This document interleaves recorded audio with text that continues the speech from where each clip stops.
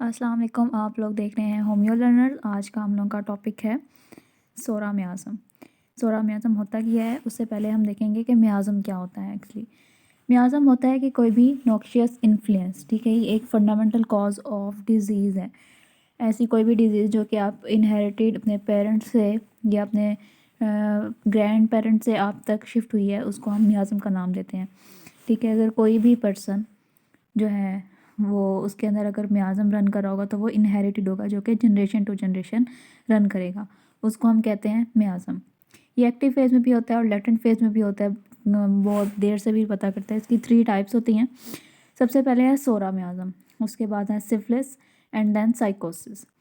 हैनिमन ने जो है सबसे पहले मियाज़म को इंट्रोड्यूस करवाया था, उसके बाद बाकी होम्योपैथ ने इसको आगे लेकर चले थे। सबसे पहले है सोरा मियाज़म होता क्या है, जो आज का हम लोगों का मेन टॉपिक है। ये एक ग्रीक वर्ड है, स्टिग्मा और ग्रूव। स्किन डिजीज़ हम लोगों की जितनी भी हैं, ठीक है, इरप्शन है, सोरेसिस है, ये लिप्रोसी है, ठीक है, उसकी जो मेन कॉज होती है वो है सोरा।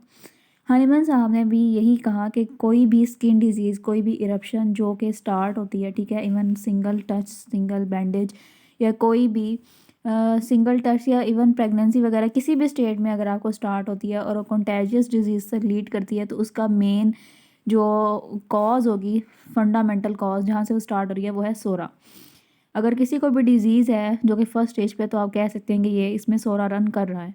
ठीक है, बेबीज़ है, ठीक है, उनमें बर्थ प्रोसेस के इस टाइम पे या गेस्टेशन टाइम पे उनमें अगर कोई स्किन डिजीज़ हुई है तो वो उसमें सोरा रन करता है। उसके बाद वो स्किन से लेकर आपकी पूरी नर्वस सिस्टम तक, ठीक है, उसके उसके बाद इंटायर बॉडी तक वो जो है रन करती है। फिर है सोरा को हम कहते हैं ये mother of all chronic disease है। सोरा डिजीज़ में और कौन कौन सी डिजीज़ आती हैं? सबसे पहले है क्रोनिक एयर इन्फेक्शन।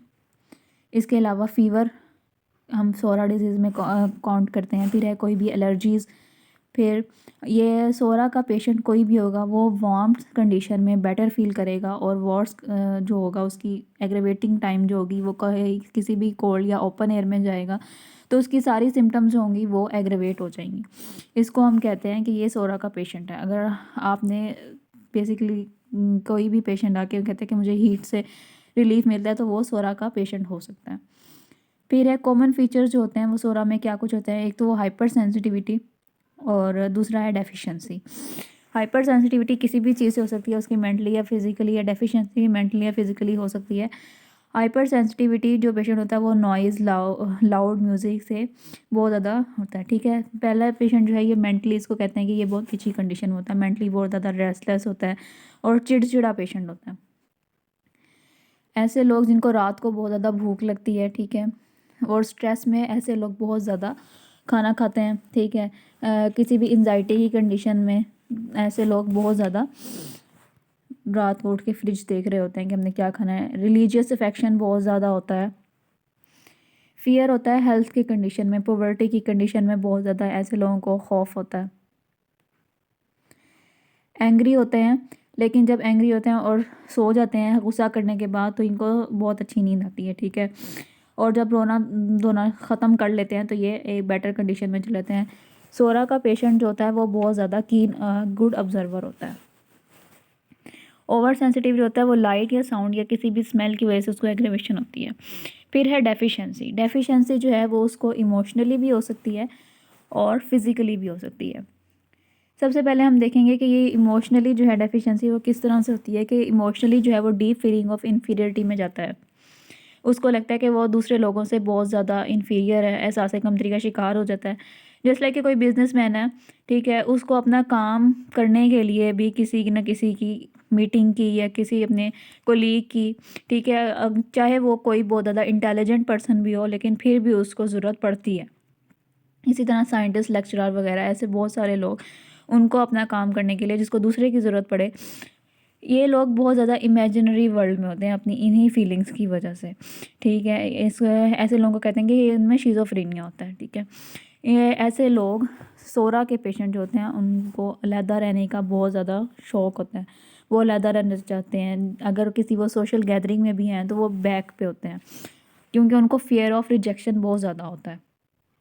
अगर बॉडी की डेफिशिएंसी के रिगार्डिंग बात करें तो कोई भी विटामिन डेफिशिएंसी हो सकती है, ठीक है। अगर ड्राइनेस होगी विटामिन ए की वजह से, अगर ड्राइनेस हुई है तो dryness is the main symptom of psora. किसी भी फॉर्म में ड्राइनेस आ सकती है कि नॉट ओनली द विटामिन की डेफिशिएंसी की वजह से, किसी भी और फॉर्म में, ठीक है, उसको हम सोरा का पेशेंट कंसिडर करेंगे। डेफिशिएंसी वाटर डेफिशिएंसी भी हो सकती है, उसमें कॉन्स्टिपेशन आ सकता है। मिनरल डेफिशिएंसी हो सकती है, अगर किसी कैल्शियम की डेफिशिएंसी होगी है मिनरल में तो उसको ऑस्टियोमलेशिया हो सकता है। देन है पोटेशियम डेफिशिएंसी।